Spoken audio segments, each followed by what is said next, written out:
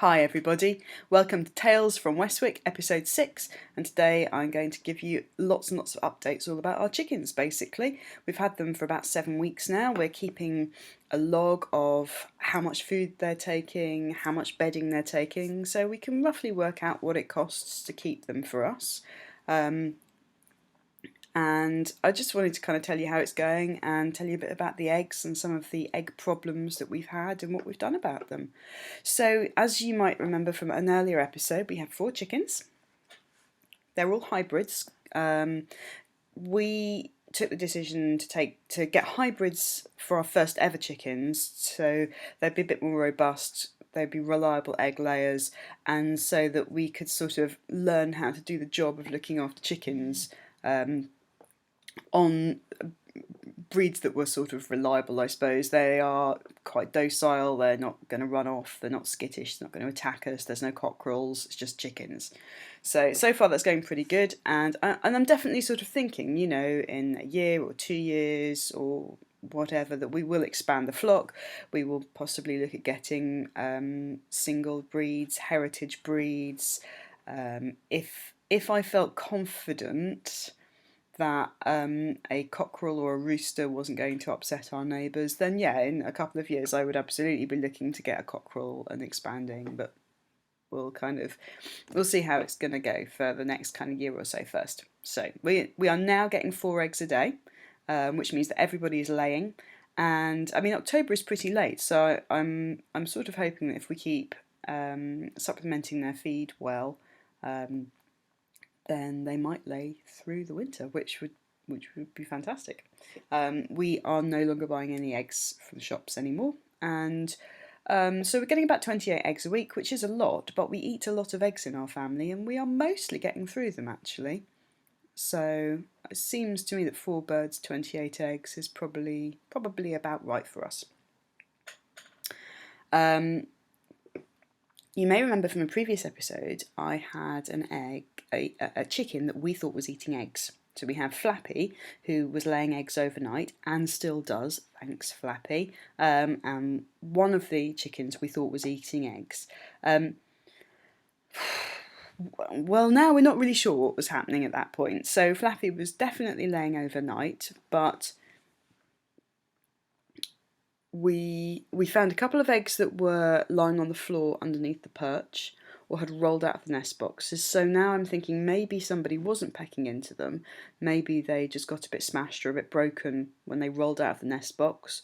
Flappy then laid a couple of eggs which did not have any shells at all, which was a mess to clean up.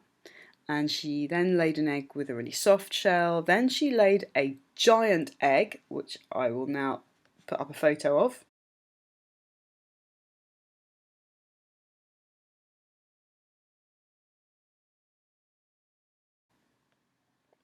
That egg was 94 grams, and normally the eggs that we get are around about 60-65 grams. So, you know, this was like a third bigger or so than all of the other eggs. And then the next day she laid a shellless egg again, and then for the last 4 days she's been laying normally. So no idea what was going on there, whether it's just something in her system settling down, whether it's something to do with the changing light levels and she was getting used to it, I don't really know. Throughout this entire time that she was laying these shellless eggs, or very, very soft-shelled eggs, she had free access to as much oyster grit, the soluble grit for calcium, as she needed. We are feeding them a layers feed which has the right levels of calcium in it. So I did a bit of research on the internet, and the only thing people suggested was that perhaps if the egg was going through her system too fast, because it takes 24 hours to put a shell around an egg, and they suggested that sometimes this was a problem with hybrid chickens because they had been built to be these egg-laying machines. Don't know. At the moment, 4 days of 4 eggs, 4 perfect eggs from 4 birds, so we're wondering if this is kind of it, the blip is over. So I think we've decided there probably wasn't anybody eating the eggs, which I am so relieved about. That whatever was going on with Flappy probably wasn't calcium deficiency, because she had access to huge amounts of the calcium that she needed. So I guess it's just one of those chicken keeping things. You know, we've made records of it in our small holding journal, so if it happens again, then we'll know. But that's that. But yeah, it was totally exciting getting this massive 94-gram egg. I went out really, really early in the morning. It was raining a little bit to go and check the chickens. Came back with it, and it just filled my entire hand. And a couple of days later, Josh and I ate it, and it was a double yolker, which was also really exciting. So there you go. What are we feeding our chickens?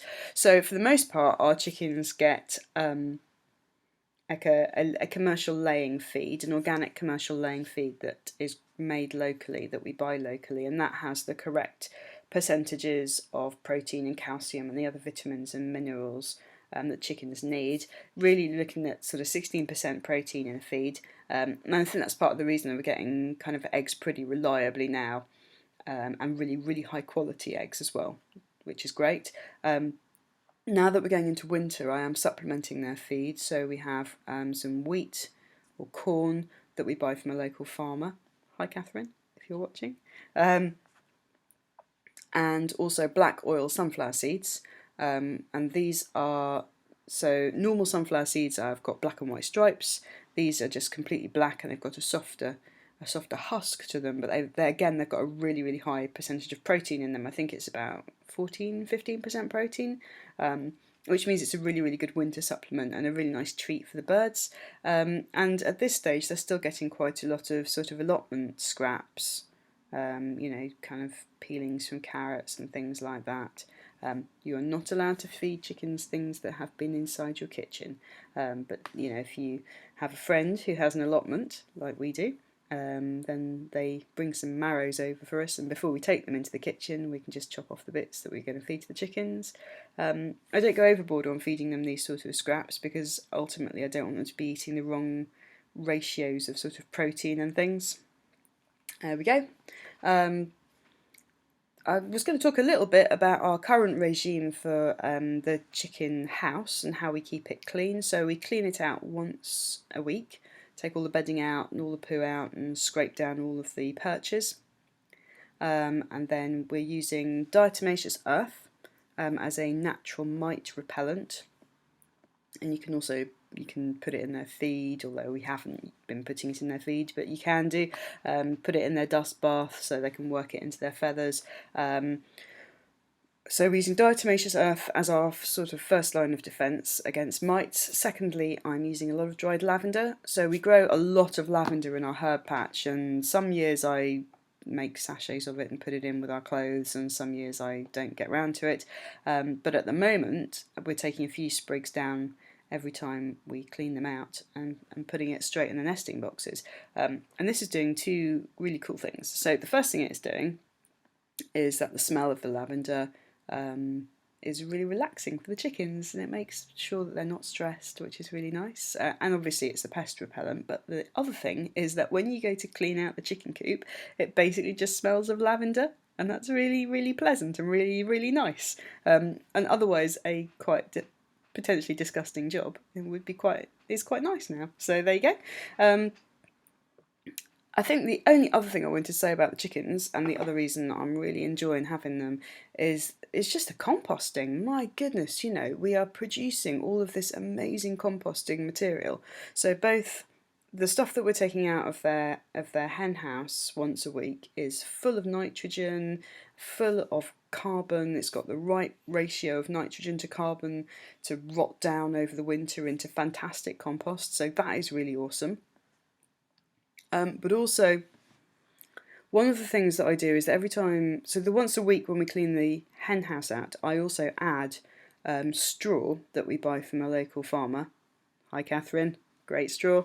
I put like 2 or 3 flakes of straw into the coop. So we're trying to do a deep litter method, so building up layers and layers of straw, and they love scratching around in the straw. It's huge amounts of fun for them. And you know, they poo on the straw, and shred it up with their claws, and it gets mixed up with the mud. And the idea being that we'll keep adding layers and layers and layers, so they're not standing in their own poo at any point, because they're always kind of standing on a fresh layer of straw. A year later we'll dig the whole lot out, put it all in our compost, either in our compost pile, or if we're still doing lasagna gardening, we'll put it straight on the veg patch over winter. But it's kind of fantastic actually to kind of see them in situ, with the permaculture principles that we're trying to work with. The hen house is right next to the composting bins, so I literally pull out the stuff from the hen house, I walk, 6 or 7 metres to the compost bin, chuck it straight in there.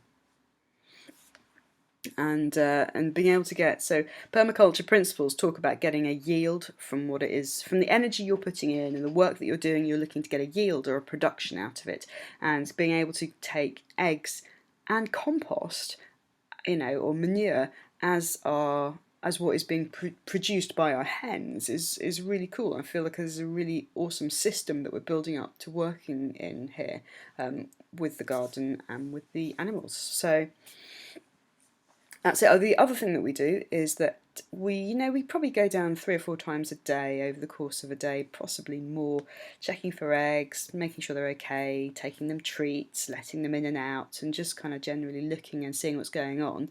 And when I do that, I always check the nesting boxes for poo, and if I find any, I just take it out and chuck it straight on the compost heap, because I don't want the eggs being laid and just sitting in a pile of poo, and I just think it's nicer, it keeps it a bit fresher for them, and it really is very little work to do when you're down there anyway.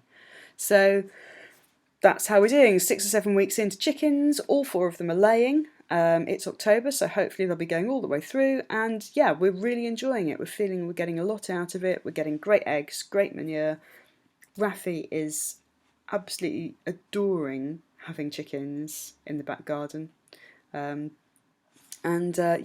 think that if you've got the space and you do your research, I think that chickens are just the most amazing addition to any kind of family garden. So this was an episode all about chickens. You've seen our fantastic big eggs, and catch you next week. Goodbye.